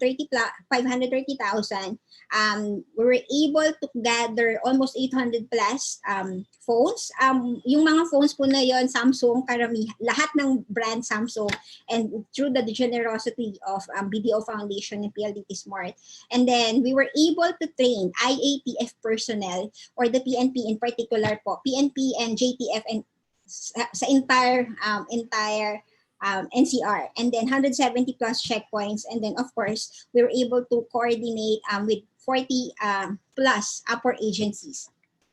Okay, so I'm not gonna play this video anymore, but if you're gonna search in Google naman po, you're gonna see a lot of articles and videos in YouTube mentioning about RapidPass. This videos basically explain how RapidPass works. So the officer here, this was shot in Marikina Highway. Isa yan sa mga checkpoint na ang daming dumadaan. Super grabe ang traffic po dyan. So this photo, I would like to emphasize this one. Shirt, so, and even in the other with the phones, Director Jojo Patalinhook has been very supportive since day one, and he even go out to the field. Ito po yung mga pictures namin when we go to different checkpoints across NCR, kasi kailangan namin, kanina minention ng DWARM na you have to validate, di ba? Remember, we built a project na kailangan makita natin, is it validated, is it something na applicable in the current scenario that we have. So aside from training the PNP personnel, we have to also to check ano ba yung users need talaga, ano ba yung pwede pa namin i-improve sa technology that we built for them. So these are some of the photos that we have, and most of the upper type that we initially released, yung mga nagde-deliver po ng mga food, kasi yun yung mga basic necessities, or sila yung mga kinakailangan pong mauna, aside from the frontliners, of course. So for the record, we even had a couple of volunteers na nagpunta on field, and there are 5 districts, PNP district that we trained. We did 2 trainings with them in parang for parang biruan nga sa mga volunteers, naikot nila ang buong NCR sa loob lamang ng 2 araw because of the training that we have. Of course, may extra precautionary measures din kami because this is on the height of pandemic, and super social distancing kung kinakailangan. Pero yung desire ng mga volunteers to really help out and really take time to support the project is not just dun sa screen but even on field. It's really commendable po. Okay. So I'm not gonna discuss other projects of DCTX, but just in summary, of course, RapidPass, I mentioned it already. One successful project that we also launched is the Relief Agad. This is the digitizing the Department of Social Welfare and Development, or DSWD, Social Amelioration Program. Ito po yung pagbibigay ng mga ayuda sa mga kababayan po natin na nangangailangan. So we built a mobile app, again, for everyone to just register and then claim it using their, kung ano man yung napili nila, kung GCash ba yan o PayMaya, para mas mabilis po nilang makuha yung kanilang mga ayuda. And then, of course, we also built Flag Express. The Flag Express and Raise COVID, hindi po namin totally siya na-launch, but we have identified agencies who can actually use it. Yung Flag Express po, donation reporting and transparency system for the Philippines Office of Civil Defense. This project, na conceptualize po siya because marami nagdo-donate. It's not only within the Philippines but even abroad. So the Office of Civil Defense with meron po tayong mga fleet like yung mga 4x4, yung mga sasakyan po ng mga military natin na ginagamit nila to deliver all those donations. So parang we came up with a Grab Move, Lala Move version para doon sa mga donations. So the project is open source, and we do hope na whoever po na developers would like to continue modify this one on different case scenario, they can freely do it. Just look for the GitLab of DevCon and then you will see it naman po. Trace COVID, visualizing the latest COVID for safe pathfinding. This one is in response to or even trying to help the policymakers on kasi it's more on data visualization po. So mga estudyante nating mahilig sa data, data science, data analytics, this is the project that we come up with. So all projects ready to, yung dalawa Flag Express and Trace COVID, ready to be deployed, modified if ever there are other agencies who would like to reuse the project. So what happens after we're still in pandemic, pero I know that everyone medyo nakaka-adapt. And some of us naman are trying to find other ways on what else we can do, diba? So the DCTX project, even though po natapos na yung project, we endorse everything to the agencies na naging partner po namin. Yung mga volunteers namin na before almost 24/7 call time, pahinga na po sila ngayon. Pero hindi po natapos doon because we also believe that DCTX can be like a solution, not during even beyond pandemic. And one opportunity that actually opened up after all these projects that we have is the project number 5. This is currently ongoing po together with Anti-Red Tape Authority or ARTA. This was actually, the president actually had approved the Project Nehimay or the national effort on harmonization of efficient measures of interrelated agencies. Ang haba, no? Paano yun? In short, Project Nehimay is just simply gathering all the agencies or identified sectors like DOTR, LTO, LTFRB, PESA, DTI, and others to create sectoral baseline streamlining effort aimed to reduce time, costs, requirements, and procedures in the government sector. Or in short, this is to support the ease of doing business in the Philippines. Current scenario in the Philippines, maraming medyo matagal yung process ng pag-a-apply ng mga permits, pagkuha ng mga kung ano man yung kailangan mo when you apply for something. One of the initiatives that came up with is to come up with a project that can help yung sa logistics part. So the initiative being explored is the development and issuance of unified logistics pass. Kaya si Rapid Pass, kumbaga, meron kaming reloaded Rapid Pass and wala pa pong final name pero may isang na-come up na its name Ultra, medyo hindi ko pa makabisado yung kanyang the acronym, pero it's a unified pass that will be honored by all government agencies, including the LGU and traffic enforcers, to allow free and faster transport of goods from the port of entry to the point of destination. Ito po yung mga cargo truck. Kasi ang cargo truck kasi para lang din may idea po ang lahat. Pag bago ka makadaan sa isang checkpoint or like in a PESA zone, marami kang i-apply ng mga permits na karamihan, redundant na siya. In-apply mo na sa LTO, in-apply mo pa sa DOTR, nag-apply ka pa sa LTFRB. So aside pa sa mga other permits mo. So the goal of Project Nehimaya is to streamline everything. And they want Rapid Pass technology to be reused, repurposed for this project. So ongoing po yung project ngayon. We had a technical working group meeting last month and the project was officially launched just last October 20. The project aims to reduce the number of steps, of course, and documentary requirements to the barest minimum. So with the project number 5 ongoing, we find it na kung wala yung mga nag-initial effort or initial na nag-volunteer po sa project ng DevCon and sa call for volunteers, hindi po magtutuloy-tuloy yung project. And without, of course, the support of those private and public sectors, kumbaga mahirap ma-visualize that everything will be successful. Of course, I'm not saying na lahat ng project ng nag-DevCon na nagawa po is very perfect.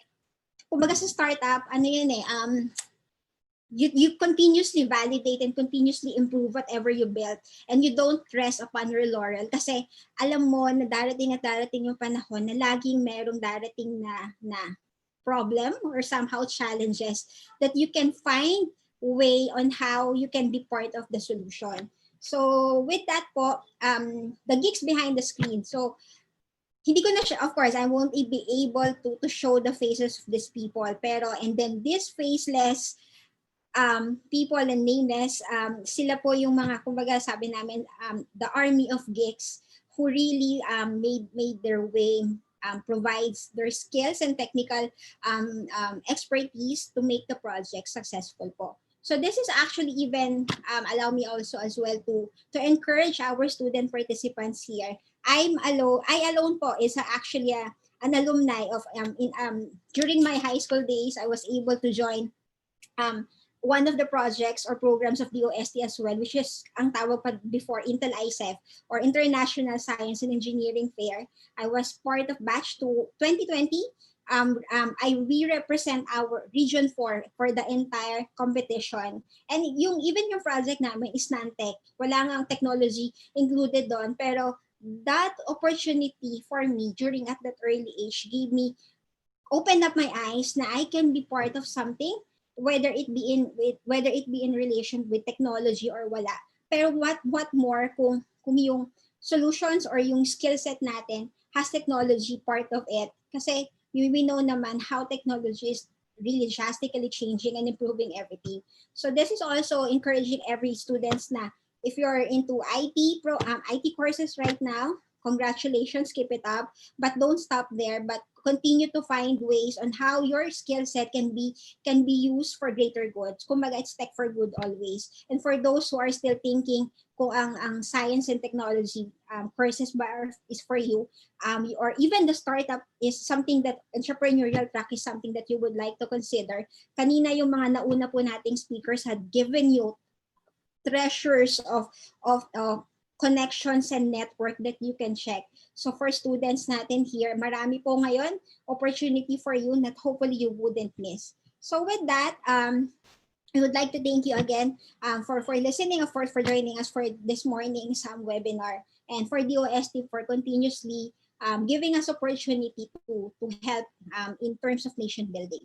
So good afternoon. Thank you. Yes po. Thank you very much po, Ms. Shumate Royo. Now, for our audience, if you have questions, you may type your questions in our comment box. And if you have questions for DICT po, we have here Mr. Jihad Tanggol to answer the questions. Maybe let me start with a question from Francis Cleo Galion. It's a question for Engineer Christian.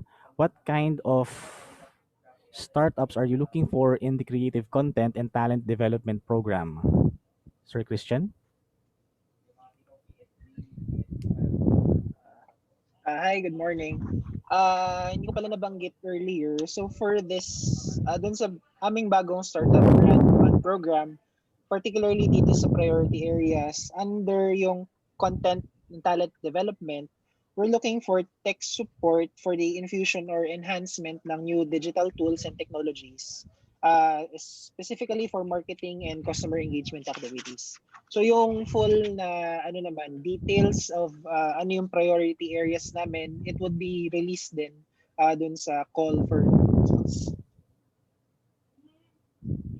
So yan, you can abangan niyo na lang din siya. We'll be releasing it siguro either this December or early January.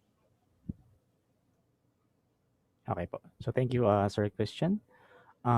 For the participants, meron po ba tayong mga questions sa ating mga speakers?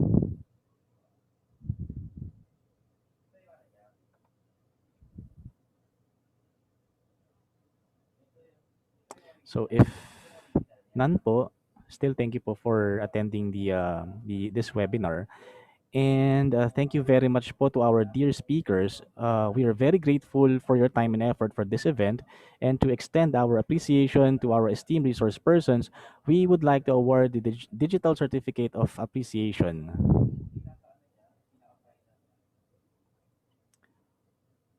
All right, so allow me to read the citation.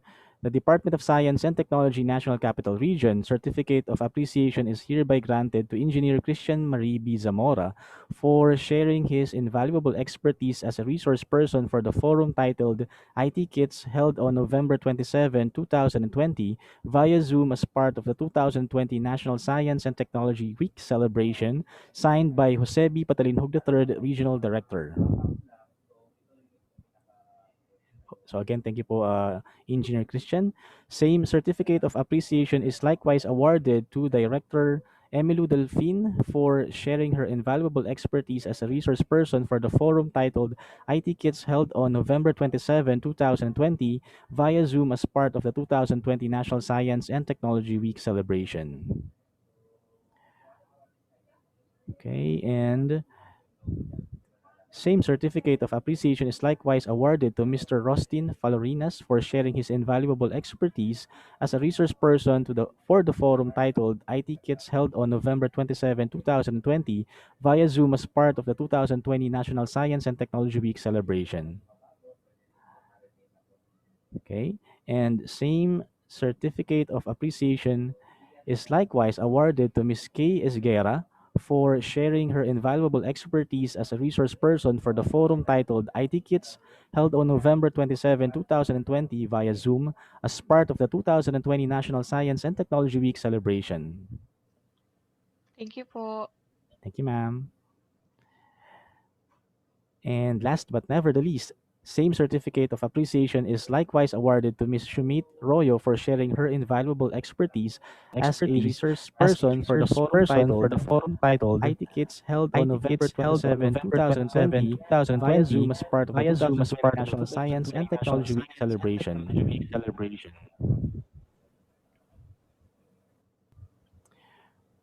All right. And for our closing remarks, let us hear a message from our Chief and ARD for Technical Operations Division, Engineer Arman P. Bionat. In behalf of the OST-NCR family, I would like to thank our resource speakers, Engineer Christian Zamora of PSERD, Director Emilio Delfin of the ICT, Mr. Roslyn Faljurina of Cubo, Ms. Kay Esquera of the WARM Technologies, and Ms. Shumati Ruyo of DevCon Community Technology Experts. This event will not be a success without you. Thank you for sharing with us the government initiatives to support our startups and startup assistance of Kubo in information and communication technology and electronics. DOST through PSERD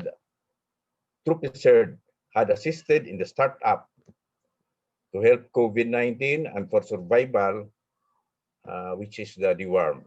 Also, the DOST had requested Developers Connect to develop a software to speed up the vehicle inspection for frontliners using QR codes. DOST-NCR had assisted in the implementation of the Rapid Pass technology. I would like to emphasize na hindi nagbabayad po dito yung Developers Connect for this Rapid Pass.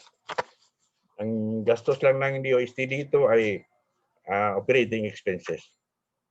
If you are currently involved in the creation of softwares or designing new ICT or electronics technologies, you must consider the demand of these technologies. You can easily apply for assistance to government institutions or private incubators to assist you in the commercialization of your technologies. If your technology has a high market value, there are many Filipinos working in big companies abroad, creating softwares and designing integrated circuits and other electronic parts to produce computers. Others are involved in artificial intelligence design, They are receiving large salaries. However, they lack the entrepreneurial spirit to start businesses. They will remain as ordinary workers and employees. We believe in the creativity and talent of Filipinos, and we hope to assist more startups in ICT and electronics and create more entrepreneurs. We are encouraging you to start your businesses and avail the support of government for the commercialization of the technologies. We are also encouraging young students to take up ICT courses. If you have the passion to create softwares and new electronic technologies and become ICT entrepreneurs in the future. To the students, academic, software developers, and ICT hardware designers from different regions, salamat sa inyong pagdalo. Stay safe and God bless you. Ayan po. So thank you po Engineer Arman Bionat for the message. On behalf of DOST-NCR, muli po kami nagpapasalamat sa lahat na nakiisa sa ating webinar sa hapong ito. Sa atin pong speakers, kay Engineer Christian, kay Director Emilu Delfin, kay Sir Ross, Miss Kay, and Miss Shumate, thank you very much po. For comments, feedback, and suggestions, please access the link we will be providing in the chat box. Please stay updated by liking and sharing our Facebook page, DOST National Capital Region, for our upcoming activities in line with the 2020 National Science and Technology Week celebration. And sa aming pong mga participants, muli isang makaagham na araw po. Stay safe everyone.